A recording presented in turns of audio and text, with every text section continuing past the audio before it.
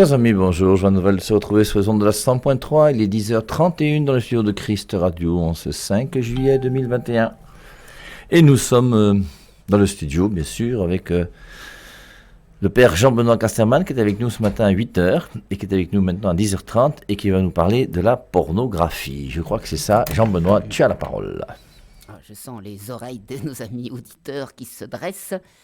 De fait, ce matin, j'avais abordé le sujet qu'on a abordé sur les ondes de B-News, sur la sexualité, la spiritualité. Mais là, maintenant, il faut aborder un sujet plus trash, mais parce qu'il est tellement important aujourd'hui.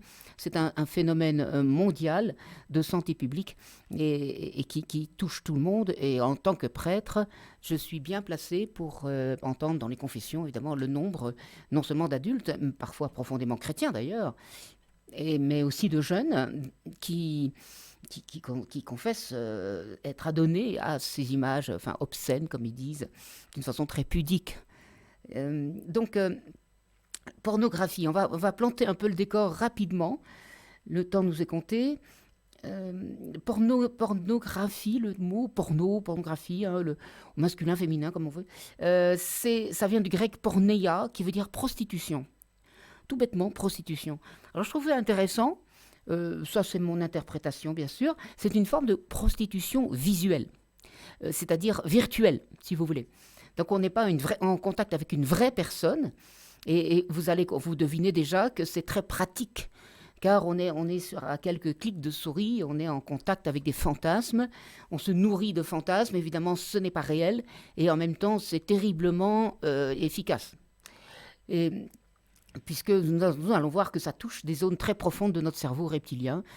Et donc la pornographie crée un énorme problème dans le monde et dans nos sociétés partout. Surtout à l'heure du numérique, évidemment, où on a multiplié à l'infini toutes les possibilités de voir, de jouir à travers cette façon de faire. Parce qu'il faut savoir que la pornographie, c'est un phénomène qui peut être ancien, dans le sens où, dans tous les peuples et les cultures, d'une façon beaucoup plus primale et donc évidemment limitée, les hommes voulaient s'exciter quelque part. Donc c'est vieux en même temps, mais le phénomène est terriblement moderne, bien sûr. Alors, j'aime bien poser les questions. Qui n'a pas vu déjà une séquence pornographique ? En tout cas, moi, je peux vous dire, je ne suis pas un grand adepte, dans le sens où je me souviens rapidement, c'est vieux, hein, j'étais à Berthois à l'époque, et quelqu'un nous apporte une vieille vidéo. C'était un garçon un peu délinquant, mais un peu sympathisant de la communauté aussi, qui apporte une vieille vidéo VHS et qui dit j'ai trouvé quelque chose et tout ça. Bon, je dis allez. Alors j'aime beaucoup, comme je faisais quand j'étais au lycée. Je dis voyons voir. Et alors, donc, évidemment, avant, c'était, à mon époque de lycée, c'était il faut savoir que la pornographie, c'était des photos avant, c'était des revues, ça peut être des romans, c'est pas seulement les films, évidemment. Hein. Et donc, regardons un peu, et ça n'a pas duré longtemps. Quand j'ai regardé un extrait de la séquence, je dis, mais c'est dégueulasse, ça me fait vomir, c'est terminé, c'est fini. Donc, moi, j'ai réagi comme ça. Et puis, voilà, il m'en faut pas plus. De temps en temps, il y a une photo qui passe sous les yeux, mais par erreur, parce que quand je fais sur Internet, évidemment, je me tiens bien loin de toutes ces bêtises. Et donc, voilà, qui n'a pas déjà vu ça, je ne sais pas, à vous de répondre. Qu'en pensez-vous ? Est-ce que vous pensez que c'est innocent ? Est-ce que la pornographie est innocente pour vous, puisqu'elle est virtuelle quand même ? Personne n'a attrapé le VIH ou une maladie sexuellement transmissible, par exemple, ou une grossesse même, à travers la pornographie, bien sûr. Est-ce que vous croyez que c'est pareil à l'érotisme aussi ? Et là, c'est intéressant comme question, je trouve, parce que l'érotisme a quelque chose de légitime. C'est une forme de culture du désir, de provocation du désir. Et là, je ne vais pas m'étendre là-dessus, mais c'est un univers entre les deux, hein, parce que l'érotisme est légitime dans un couple, par exemple, quand il s'agit d'entretenir le désir sexuel. Les hommes qui aiment bien voir leur femme en nuisette et compagnie. Enfin, ça, chacun a son façon de faire et de vouloir. Tandis que la pornographie, c'est tout à fait différent. Donc, voilà, c'est le décor que j'appelle décor. Maintenant, évidemment, on sait très bien que ça concerne toujours non seulement l'acte sexuel, mais aussi toutes les formes de présentation, hein, d'une façon toujours plus trash, plus jeunes aussi, qui touchent les plus jeunes. C'est du matraquage visuel. Il y a, je n'ai pas une grande expertise dans ce domaine, mais il y a le très peu, bien sûr, il n'y a aucun dialogue. Il y a très peu de vêtements. Ça coûte pas cher de faire des films porno. Il faut quand même les acteurs et puis c'est tout. Et donc, vous voyez, ça se produit indéfiniment aujourd'hui et toujours plus trash. Il faut savoir qu'il faut en rajouter davantage. Donc ça, c'est un phénomène d'addiction qu'on connaît, on comprend bien. Et en fait, alors c'est gratuit, c'est pas gratuit. Je ne sais pas si vous en avez une expérience, mais en tout cas, moi pas. Alors, il y a des choses gratuites et puis finalement, ça finit par coûter cher. Donc, il faut quand même comprendre que c'est un phénomène complexe. Attendez, je ferme quelques fenêtres sur mon ordinateur parce que je travaillais entre-temps. Voilà. Et donc, c'est un véritable fléau, je résume, qui touche tous les milieux, toutes les générations et même des chrétiens engagés. Voilà, danger de santé publique en Amérique, dans d'autres pays du monde. Ok, 40% des jeunes croient y découvrir la sexualité. Ça, c'est très grave. Ainsi qu'un tiers, paraît-il, du marché de la vidéo concerne des connexions des sites pornographiques. C'est phénoménal, enfin, c'est horrible. Mais 40% des jeunes croient y découvrir la sexualité. C'est très inquiétant pour deux raisons. Parce que, disons, il y a une alternative. Soit, et c'est ça le premier danger, certainement, que des jeunes disent, voilà, c'est les modèles à intégrer et à pratiquer. Et donc, il faut être au niveau, et puis il faut avoir il faut avoir la cote de ce côté-là. Et donc, évidemment, ça va induire une vision sur la sexualité. Nous allons voir dans un instant, bien sûr, le sexe, réduite au sexe, réduite aux prouesses, réduite à la force de frappe, quoi, si on peut dire. Et ça, c'est vraiment le plus grave. Et puis, ça réduit la personne, ça réduit le partenaire, ça réduit tout, si on passe à l'acte ensuite. Mais sinon, on va se détruire soi-même, personnellement, dans une addiction, nous allons voir, qui est de plus en plus destructrice de la personne. Mais il y en a qui, s'ils voient ça, ils peuvent dire, bof, c'est dégueulasse, c'est ça la sexualité, j'en veux pas. Bah, c'est pas génial non plus. Mais il vaut mieux ça peut-être. Mais en tout cas, voilà, c'est une véritable industrie, mais qui est un piège, une drogue, un poison, un esclavage, un enfer. Voilà le programme que nous allons parcourir rapidement maintenant. Donc le porno, disons pour faire simple, le porno ou la pornographie, réduit la sexualité au sexe. Donc tout à l'heure dans l'émission de 8 heures, je disais qu'il ne faut pas réduire la sexualité à la génitalité. La génitalité, c'est le génital, c'est les organes sexuels. On peut rajouter aussi les zones érogènes, si vous voulez. Mais la sexualité, c'est beaucoup plus profond. Ça va jusque notre personnalité profonde, masculine, féminine, notre sensibilité, nos désirs affectifs, amoureux, nos fantasmes aussi, d'ailleurs. C'est pas interdit d'avoir des fantasmes. Le fantasme, c'est quoi? C'est une représentation imaginative d'un désir profond. En soi, c'est pas interdit, ça. Mais vous voyez que si on réduit tout à des fantasmes de parties charnelles, un trou, bon, pardonnez-moi, mais vous devinez ce que je veux dire, puis un organe proéminent, de grande dimension. Enfin, vous voyez, ça devient grave, quoi.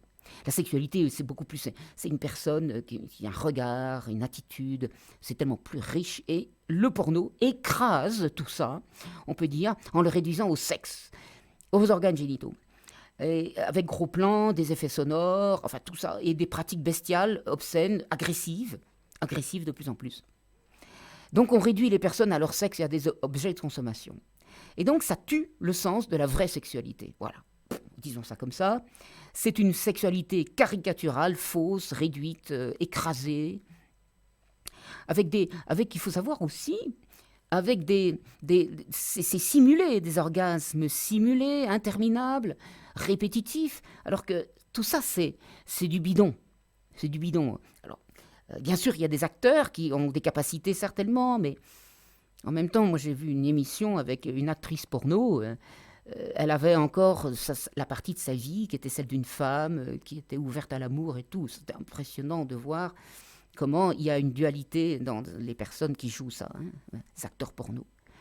Donc le porno, je cite ici, vide le mystère de la sexualité, le détruit, quoi. Une sans beauté, sans tendresse, sans raffinement érotique. Même plus de raffinement érotique, vous voyez. C'est violent et brutal. Et bien sûr, ça va dans des actes comme contre nature, comme la sodomie et tout ça. Alors, on avance toujours dans cette descente aux enfers, si vous permettez. Le porno détruit le sens de la personne, évidemment. La sexualité, mais aussi la personne, qui est réduite à son sexe, la femme, objet, bien sûr, mais l'homme, plutôt comme une bête. Bon, peut-être on peut inverser les rôles aussi, parce que parfois, effectivement, tout ça se joue dans des rôles, des jeux de rôles. L'homme pénis, la femme orifice, vous voyez un peu. Bon, soit. Alors, c'est le drame, c'est que vous avez des jeunes aussi, on connaît ça, qui font déjà leur petite pornographie et qui mettent ça en ligne, avec les moyens sociaux qu'on connaît, WhatsApp et compagnie. Et c'est dramatique parce qu'ils ne se rendent pas compte qu'ils peuvent se détruire, leur réputation et tout. Moi, j'ai des photos qui m'ont été transmises, bien sûr pour alerter les parents, hein, s'il ne s'agit pas de faire du voyeurisme, mais des photos de jeunes qui prennent les parties de leur corps, enfin des choses absolument dégradantes, et qui mettent ça en ligne. C'est de la folie furieuse. Hein. Et bien sûr, beaucoup préviennent des dangers, parce que ça peut vous suivre toute la vie, si vous êtes repéré, hein, dans votre identité. Après, ça va se répandre sur les réseaux sociaux, et puis plus tard, même avec des enquêtes pour embauche, par exemple, on pourra vous repérer en disant « cette personne n'est pas sérieuse ». Voilà. Donc les conséquences peuvent être très graves. Quand on met ça en ligne, quand on produit soi-même cette petite pornographie là, qui devient tendance aujourd'hui. Alors, la pornographie fait moins apprécier le sexe. Ça, c'est un paradoxe. Et c'est suite à des sondages, hein, qu'un nombre croissant d'hommes préfèrent la pornographie au sexe véritable. Sexe, des pratiques sexuelles, hein, on s'entend. Hein. Et ça se comprend en même temps. Pourquoi ? Parce que les pratiques sexuelles, il y a quand même une certaine exigence à cela. Il faut une relation, un minimum de relation quand même si parfois elles peuvent être extrêmement pauvres, ce qu'on appelle les plans cul, tout ça. Donc ça veut dire que pas question d'avoir une véritable relation d'amitié, quoi que ce soit. On tire son coup, puis c'est fini, on ne se connaît plus. Bon, vous voyez la réduction déjà, mais il faut quand même être deux. Il faut être un minimum d'accord, il faut satisfaire l'autre, il faut avoir un moment, bien sûr, un rendez-vous et tout. C'est un peu complexe quand même. Et c'est pour ça que le paradoxe, c'est que le self-service, appelons ça comme ça, de la pornographie chez soi, dans le, entre guillemets, secret de notre chambre, et le secret, j'insiste quand même, parce que quand on est marié, c'est vraiment un problème, j'y reviendrai, eh bien, c'est tellement plus facile. L'auto-érotisme, mais c'est même plus que de l'érotisme là, hein, et ça ressemble un peu à la masturbation. C'est une forme de masturbation. Bon, mais sauf que c'est virtuel. Donc, vous voyez, c'est tellement plus facile. Et une masturbation est plus facile, quelque part, que la fornication. D'où le danger énorme de la masturbation, c'est qu'au départ, c'est pas si dangereux que ça, comme on dirait, la pornographie, c'est virtuel, il n'y a pas de maladie, il n'y a pas de déception amoureuse. Et tout. Oui, mais c'est tellement facile que ça devient une addiction qui va vous pénétrer au cœur du cerveau reptilien qui va devenir, j'y viens dans un instant, une forme de drogue, une addiction, quoi. Voilà. Et donc, le sexe authentique devient plus difficile, quelque part, pour ceux qui s'adonnent à la pornographie. Alors, quatrièmement, vous voyez ça s'enchaîne, tout ça. Et quand je dis s'enchaîne, c'est à dessein que j'utilise le mot, hein, parce que c'est un enchaînement, une prison. Le porno érige le sexe et ses performances en normes ou modèles. Mais j'en ai un peu parlé tout à l'heure avec les jeunes. Alors, soit ils prennent ça pour des modèles, et alors ils vont se lancer comme ça dans des pratiques et des travaux, si on peut dire, des pratiques sexuelles ou bien alors c'est le dégoût profond, l'inhibition, et une forme d'angoisse de la performance aussi d'ailleurs. Est-ce que j'arriverai ? Est-ce que je pourrais faire ? Et tout ça. Donc, de toute façon, les dégâts sont là, dans le plus comme dans le moins, si on peut dire. Bon, avançons. La pornographie empoisonne l'esprit avec des fantasmes, si on peut parler de ça. Oui, des fantasmes, mais vraiment de caniveau, quoi. C'est vraiment du niveau du caniveau, quoi. Et donc qui envahissent l'imaginaire, mais comme un véritable virus informatique, qui finit par paralyser toute réflexion et tout self-control. Alors ça devient très grave. Parce que la pornographie devient comme un enfermement. Notez le mot « enfer », qui est la racine du mot « enfermement », enfin, disons que ça se recoupe, et qui rend esclave. Et Les consommateurs, parlons de consommateurs de pornographie, entrent dans une spirale de masturbation, de déchéance, d'esclavage psychique, de honte, de culpabilité, d'isolement. Et donc, alors je peux lire comme ça des petits témoignages. La culpabilité s'installe, on se dégoûte, on n'est plus soi-même, on a perdu le gouvernail de sa vie. Comme disait, alors ça se lit sur le site Doctissimo, qui est quand même un grand site, un site tout à fait séculier, mais enfin intéressant. Plus je compulse, plus je culpabilise, moins j'ai de ressorts pour sortir de là. Donc je compulse encore plus. Et c'est un cercle vicieux.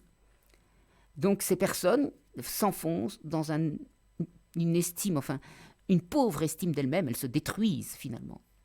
La pornodépendance est tyrannique, autant que la drogue et l'alcool. Et on a constaté, dans des analyses évidemment qui sont médicales et scientifiques, que les effets de la pornographie, ça rentre par les yeux si on peut dire, c'est d'abord visuel, essentiellement aujourd'hui, même s'il y a une littérature pornographique aussi, c'est les mêmes effets que la cocaïne ou l'héroïne. Ça finit par chatouiller, si on peut dire, le cerveau reptilien, et donc évidemment nous manipuler complètement, parce qu'on ne maîtrise plus. Ce cerveau-là, c'est un cerveau primaire, primal, et on finit par ruiner de plus en plus notre vie, le travail, les finances aussi, les finances de ces consommateurs. Bon, c'est un cercle vicieux, bien sûr, ça ne se fait pas du premier coup, évidemment. Donc évidemment, les gens en arrivent à dilapider leur argent, bon, pour le pire, évidemment. Donc comme pour la drogue, quelque part, même si peut-être on peut trouver des moyens qui coûtent moins cher que la drogue, évidemment. On estime, alors Catherine Solano, qui est une célèbre sexologue, qui dit on estime qu'un homme sur 3 qui visionne de la pornographie tombe dans cette addiction. C'est énorme. Un homme sur 3. Voilà. Il est temps de cesser de considérer la pornographie comme une simple forme d'expression. La dépendance pornographique est chimiquement similaire à une addiction à l'héroïne. Voilà, c'est ce qui vient confirmer ce que je viens de dire. Alors, bien sûr, en conséquence toujours, le X, pour dire le porno ou la pornographie, détruit l'amour, donc la relation conjugale. Va miner en tout cas la relation conjugale. Parce qu'il va intoxiquer de plus en plus l'imaginaire, souvent de l'homme, dans son couple. Et donc forcément, ça va avoir des répercussions sur les relations conjugales, l'amour, si on peut parler encore d'amour dans le couple, jusqu'à rendre impuissant de l'amour. C'est-à-dire, souvent l'homme, disons, parce que, je ne sais pas, les femmes, oui, attention, elles sont aussi, il y a aussi des femmes peuvent tomber là-dedans, mais je crois en grande partie ce sont les hommes, deviennent incapables d'une relation respectueuse et délicate, avec l'éjaculation précoce, le besoin d'une très forte excitation pour éprouver du désir et tout ça. Donc on n'a plus cette culture de l'amour, de la rencontre avec l'autre. Là, je pourrais en parler, mais je n'ai pas le temps. Comment maîtriser nos pulsions pour d'abord développer le désir, notamment chez la femme, parce que l'homme est beaucoup plus... il tire plus vite que son ombre, trop souvent malheureusement. Et donc il y a une maîtrise de soi pour entrer en relation avec l'autre, dans le regard de l'autre, pour faire monter le désir et faire que sa femme, son épouse s'épanouisse quoi, dans son désir profond. Et tout ça évidemment est complètement bousillé par la pornographie. Donc, même que des hommes qui en secret, bien sûr, vont s'épancher dans la pornographie, vont se masturber, et puis ensuite, évidemment, ils ne sont plus disponibles pour leur conjoint. Et donc, parfois, ça peut aboutir à des situations cocasses, mais plutôt tragiques. C'est plus qui n'ont plus envie, quoi, tout simplement. Et ça, c'est destructeur. Alors, ça va plus loin parce que quand le conjoint, souvent la femme bien sûr, découvre ça, c'est la cata, évidemment. Donc la surstimulation par le X pornographique entraîne une sous-sensibilité érotique, vous voyez, destruction de l'érotisme profond, du désir profond sexuel, et donc de la relation conjugale. Alors je lis encore un témoignage ici. Je suis tombée dans la pornodépendance adolescent. Ah oui, ça commence de plus en plus tôt, malheureusement. Et je répète, j'en suis en tant que prêtre témoin, n'est-ce pas, dans les confessions, en particulier. Cela fait des années que je me bats contre moi-même. Et c'est un témoignage d'un certain Patrick, un cuidam, 34 ans. Il me faut ma dose quotidienne. Il parle comme d'une drogue, mais c'est la pornographie. Je peux y passer des journées entières. Vous voyez que ce n'est pas simplement 10 minutes. Je me sens sale. J'ai beau prier. Il est chrétien apparemment. Je rechute, ma volonté est trop abîmée. Au secours, ma femme l'a découvert, elle m'en veut à mort, je ne veux pas la perdre, aidez-moi. Voilà, le cri, l'appel au secours, c'est vraiment, c'est pathétique. Et donc l'homme, en particulier l'homme dépendant, pornographique, donc, peut faire terriblement souffrir sa femme. Alors c'est ce témoignage d'une femme, elle s'appelle Laura. Toujours le site Doctissimo. J'en suis malade, dit-elle, quand je pense à la manière dont je blesse... Ah non, c'est plutôt l'homme, mais la femme après va parler, excusez-moi. Donc c'est Arnaud d'abord. J'en suis malade quand je pense à la manière dont je blesse mon épouse. Mais c'est plus fort que moi. Voilà. C'est sur un site Orose, un site de combat contre la pornographie. Parce que ça existe. L'épouse se sent humiliée, salie, elle doute d'elle-même et de l'amour de son conjoint, puisqu'il a besoin d'aller chercher ailleurs un excitant. Et c'est là maintenant que Laura s'exprime sur Doctissimo. Je ne l'intéresse plus, je ne me sens plus femme, puisque Internet et toutes ces images dégoûtantes lui plaisent plus que moi. Je n'accepte pas qu'il préfère le virtuel à nous deux. Vous voyez la destruction du sentiment féminin. Alors bien sûr, on va terminer cette descente aux enfers. Le porno enflamme les pulsions primaires et pousse à la criminalité sexuelle. Alors il y a un paradoxe, c'est que plus on s'engage dans la porno, moins on a envie de relations. Mais il y en a qui vont beaucoup plus loin que ça, donc c'est la criminalité sexuelle. Avec la flambée une agressivité, là. On parle de criminalité sexuelle, pas seulement fornication. Oui. Donc viol, pédophilie, inceste, zoophilie, avec des animaux, vous imaginez. Beaucoup de violeurs, alors c'est pas moi qui ai fait l'enquête, beaucoup de violeurs ont vu du porno qu'ils rejouent dans la réalité. Et les filles deviennent agressives. Alors, il y a les deux cas de filles. Il y a les cas qui ont été victimes, les filles victimes, et les filles qui ont été intoxiquées directement par la porno. La plupart des adolescents violeurs ont vu des scènes pornographiques qui sont restées traumatisantes et qu'ils rejouent dans la réalité. Voilà, donc la pornographie est une forme de viol. J'ai parlé de masturbation ou comme on dit, de pornographie. Masturbation, viol de l'imaginaire. Pour un plus jeune surtout, pour les filles en particulier. Parce que des enfants qui voient ça, qui tombent là-dessus, sans savoir, parce que c'est des parents qui sont inconscients, qui laissent traîner des choses, ou alors un ami qui file un disque dur avec des films, ça a été authentique, on m'a rapporté. Et dans ces films-là, il y a des films porno. Les enfants regardent les films et tombent là-dessus. Mais les enfants sont choqués, sont littéralement choqués. C'est un viol de l'imaginaire, pour l'enfant en particulier. Donc vous voyez comment le porno est un piège, ça c'est le moins qu'on puisse dire, une drogue, un poison, un esclavage, un enfer. Voilà, une destruction de la personne et bien sûr de l'amour et du couple. Voilà. Donc vous voyez, on termine. Si ton œil, dit Jésus, alors si ton œil t'entraîne au mal, arrache-le, jette-le loin de toi, cela vaut mieux que de périr avec tes deux yeux. Matthieu 5, 29, évidemment. Quand Jésus dit ça, c'est un sémitisme.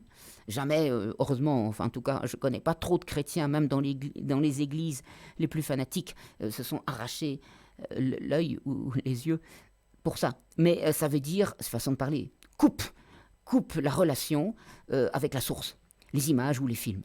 Il faut couper. Ça, c'est clair. Effacer les liens et tout ça dans votre ordinateur. Il y a des petits trucs aussi. Il y a des petites applications où dès que tu vas flirter du côté de ces sites, il y a une fenêtre qui s'ouvre, on m'a raconté ça.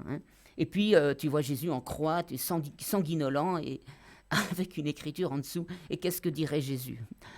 Par exemple, il y a beaucoup de petits trucs comme ça, des applications sur le smartphone aussi.